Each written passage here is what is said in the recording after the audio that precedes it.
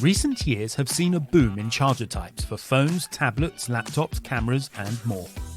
All those different cables were bad for the environment and meant you could get in a bit of a tangle. Now, Parliament has passed rules to standardise chargers for electronic devices, a one-size-fits-all solution for the EU, the USB-C. Many old, obsolete or unused chargers ended up in landfill. Across the EU, more than 11,000 tonnes of chargers are thrown out every year. The new rules will reduce waste. From autumn 2024, all new products will use the USB-C port.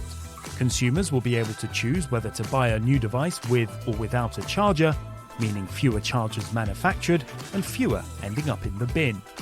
A bag full of different chargers for different devices will become a thing of the past. The EU will monitor advances in technology to ensure all manufacturers continue to use the same chargers across their product ranges.